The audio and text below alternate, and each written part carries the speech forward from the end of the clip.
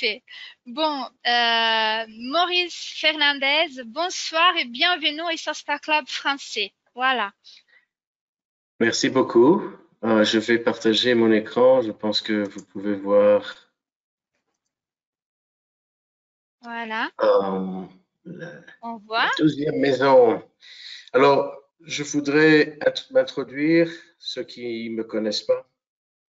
Vous pouvez bien sûr D'accord, visiter mon site mauricefernandez.com. J'ai oublié le .com. Euh, et c'est en anglais, mais je pense qu'aujourd'hui, on peut traduire tout avec Google. Je suis né en Afrique. Et j'ai été éduqué en français pendant plusieurs années, mais j'ai déménagé aux États-Unis il y a 18, 19 ans. Et quand j'ai publié mon livre sur Neptune et la deuxième maison, c'était la première édition. Et maintenant, la deuxième édition est sortie en 2018. C'est comme on dit, une amélioration dans la façon d'écrire, mais aussi dans le contenu du livre, qui est beaucoup plus détaillé maintenant et va plus en profondeur. Donc, si vous cherchez à mieux comprendre et vous pouvez accéder à l'anglais, vous pouvez trouver ça sur Amazon, probablement, ou alors vous me contactez. Alors, comme Elena vous a décrit, mon approche est évolutionnaire, c'est-à-dire que j'utilise le thème pour apprendre, pour m'instruire sur le développement évolutif de la personne, comprendre d'où nous venons, quels sont les buts de cette vie, et donc comprendre en premier plan euh, une image plus globale et plus philosophique sur notre vie. Et puis, au fur et à mesure, rentre dans le détail, personnalité et aussi où on en est dans notre vie. Euh, et on peut répondre, bien entendu, à toutes les questions, si c'est relationnel ou vocation, etc. Mais l'approche est donc évolutive, c'est-à-dire que le thème en lui-même n'est jamais mauvais ou bon que par lui-même, c'est neutre, c'est une énergie neutre, mais nous avons donc cette liberté de pouvoir être plus conscients de nous-mêmes et utiliser notre thème d'une façon plus constructive.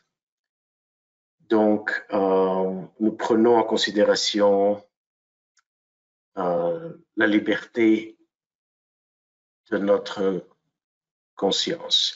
Bien entendu, nous prenons aussi en considération le fait qu'il y a un aspect fatal. Je ne sais pas si c'est le bon mot, fate, un aspect prédestiné de notre thème. Et la preuve, c'est que nous ne pouvons pas changer notre thème. Euh, si on est Sagittaire, on ne peut jamais devenir un bélier ou autre chose. Donc, même s'il y a des progressions et même s'il y a des transits qui nous aident à chercher d'autres, à nous exprimer différemment, nous, nous sommes liés à notre thème et donc nous sommes liés à cette destinée que nous ne pouvons pas vraiment changer, mais nous pouvons mieux naviguer. Maintenant, comme je vous ai dit, j'ai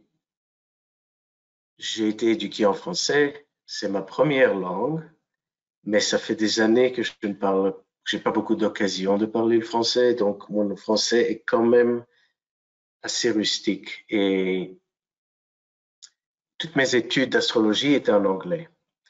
Donc, je vais sûrement chercher des mots et ne pas toujours prononcer les choses correctement, mais j'espère que je vais être compris et que je vais pouvoir m'exprimer d'une façon Tu parles, efficace. tu parles très très bien, Maurice. Extra. Allez, vas-y. Merci. Super. Donc, nous parlons de la 12e maison et je- c'est toujours un sujet qui est, d'après moi, mal compris et pas très bien interprété et ça mène à beaucoup de confusion. Et peut-être que c'est le but de la 12e maison d'être confus. Ça fait part de cette expérience. Mais ce que je voudrais faire en tant qu'astrologue évolutif, c'est d'essayer de comprendre le pourquoi. Pas seulement définir certaines caractéristiques et dire pour la 12e maison, il y a des potentiels d'être victime et des potentiels d'être en prison et des définitions en fait qui ne sont pas toujours bien expliquées. Pourquoi? Qu'est-ce qui relie toutes ces expressions à un centre, à comprendre le but primaire de cette maison? Donc, je voudrais essayer d'expliquer non seulement quelles sont les caractéristiques de la 12e maison, mais pourquoi ces caractéristiques s'expriment dans la 12e maison. Parce qu'on peut comparer, par exemple, on peut inclure dans la 12e maison une conscience spirituelle, ce qui est très positif, mais aussi, comme on a dit, les abus d'alcool et de drogue et les prisons et plein de choses qui, à première vue, n'ont aucun rapport l'un avec l'autre. Mais il y a un rapport et c'est ça qu'on essaye de déterminer. Et pour comprendre la 12e maison, il faut aussi comprendre son placement dans l'ordre du zodiaque.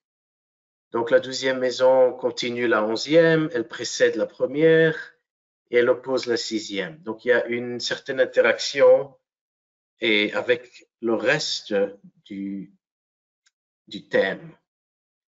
Maintenant, comme vous voyez, ce qui fait part de mon approche, c'est de lier la maison avec le signe approprié du poisson et avec les planètes qui sont comment est-ce qu'on dit, rulers, les, les maîtres du signe, Neptune et Jupiter. Mon, mon étude se base plus sur Neptune que Jupiter, mais c'est quelque chose que vous pouvez indépendamment vérifier avec vos propres recherches pour voir si ces principes aussi s'appliquent à Jupiter. Et ce que je viens de dire, c'est aussi pour, en général, tout ce que je vais présenter. Je vous demande bien entendu de ne rien prendre comme fait, mais de vérifier et d'appliquer cela, d'essayer de voir si ça marche pour vous et de tirer vos propres conclusions. Donc, je suis là pour vous inspirer, pour vous faire réfléchir et peut-être pour élucider certaines choses.